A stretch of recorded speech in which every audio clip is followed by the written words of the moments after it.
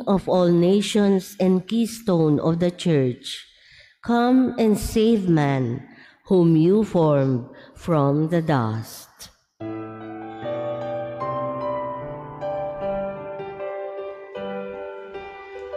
Hallelujah, hallelujah, hallelujah, hallelujah, hallelujah, hallelujah, hallelujah, hallelujah.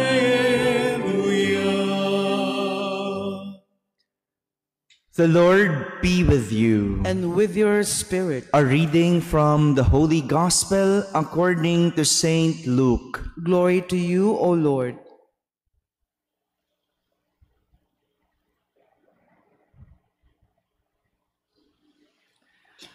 When the time arrived for Elizabeth to have her child, she gave birth to a son. Her neighbors and relatives heard that the Lord had shown his great mercy toward her, and they rejoiced with her.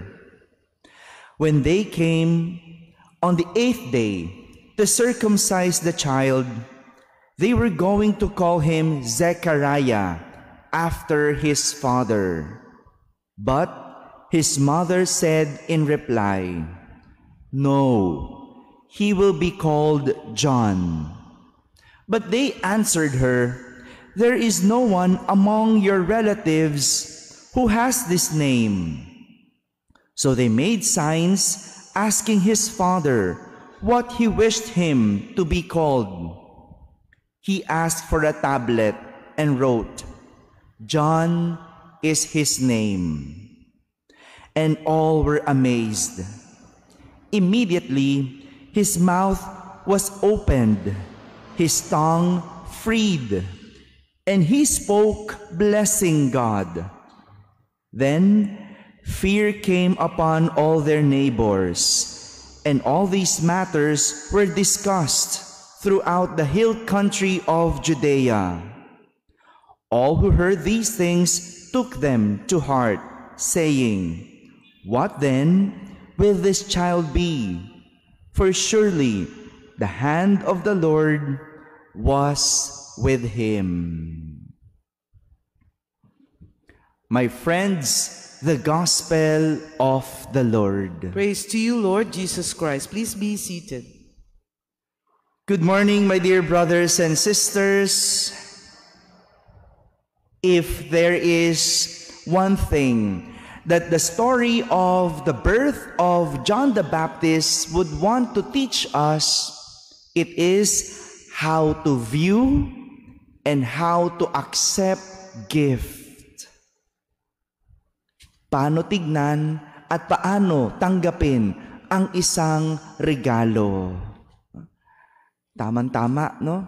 Magpapasko. Nag-i-expect po ba kayo ng regalo? Kung titignan natin, ang regalo nakabalot. Dapat nakabalot, no? Pero parang naiba na ngayon no? Diretso from shopping bag, bigay na, no? Dahil nagtitipid tayo 'di ba? Pero kung titignan natin, ang regalo dapat nakabalot dahil ito ay dapat isang sorpresa. Pero nagbago na ito sa paglipas ng panahon. Sa panahon natin ngayon, no? Kahit nakabalot, alam mo ang laman. Ba't kaya? No? Nag-exchange gift, no? Pero alam mo naman yung laman. Binalot pa. No? Bakit ganon? Kasi merong tinatawag na wish list.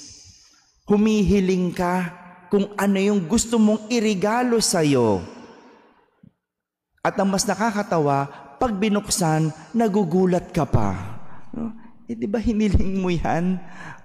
Hiniling mo, ikaw na no? Sana nga binigyan mo na lang ng pera o kaya ikaw na lang din bumili ng gusto mo. No? Nawawala yung alin? Yung elemento na dapat isang sorpresa ang regalo.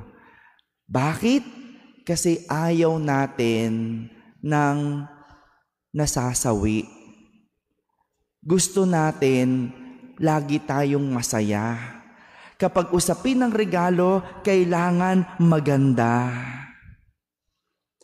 In our gospel today, we heard the story of the birth of John the Baptist. Rewind lang tayong kaunti. Before, the couple Zechariah and Elizabeth were waiting for so long to have a child, to a point that kinatandaan na nila. 90 years old, nag-iintay pa rin sila na magkaroon ng anak. Pero ang mas nakakagulat, baog si Elizabeth, pero nag-iintay sila ng anak. They prayed to God.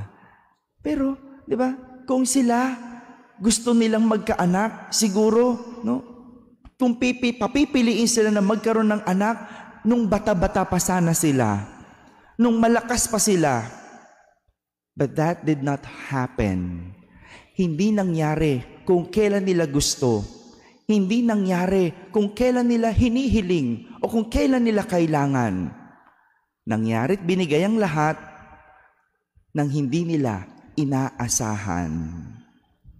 But we heard in our gospel, despite that, they named the child John, which means God is gracious. Mapagpala ang Diyos. Ganyan nila tignan ang regalo sa kanila ng Diyos.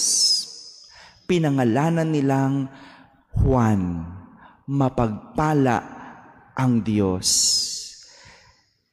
Ganito maganda tignan kung paano natin tanggapin ang regalo. Isang pagpapala mula sa Diyos.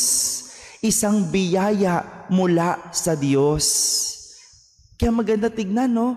Yung tatanggapin nating regalo, isa ba itong pagpapala?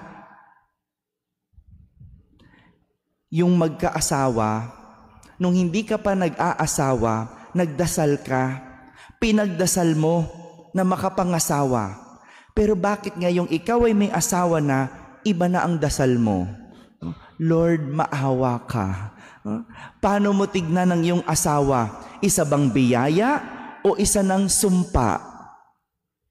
Yung anak, marami hindi magkaanak, pumupunta sa ubando, sumasayaw, nananalangin, humihiling na magkaanak. Pero yung may mga anak, tingnan mo, grabe kung paluin ang bata, grabe kung murahin ang bata. Ano tingin nyo dyan? Punching bag? Look at how ironic. Yung kalusugan, pumunta sa ospital ka ngayon. Ang dami. Ang hiling lang ng ngayong Pasko ay ang gumaling. Pero ikaw na malusog, pinababayaan mo. Inaabuso mo. Yung trabaho, di ba nakatanggap ka ng 13th month ng bonus ngayong Pasko? Pero bakit kung tignan mong trabaho ay isang pabigat sa iyo? Pero nung pandemic, dasal ng dasal na sana wag mawala ng trabaho.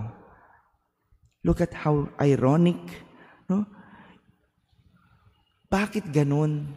Bakit ganyan natin tignan ang mga bagay na regalo sa atin, dumadating sa atin? Nakakatawa nga Yung dinadasal natin na magkaroon tayo, siya namang inaaksaya ng mayroon. Yung dinadasal natin na magkaroon tayo, siya namang inaaksaya ng mayroon. Mga kapatid, ito pong tinuturo sa atin ng kwento ng kapanganakan ni Juan, ni Zacarias at ni Elizabeth, kung paano nila tinanggap ang regalo ng Diyos. Tanggapin ito bilang isang pagpapala mula sa Diyos.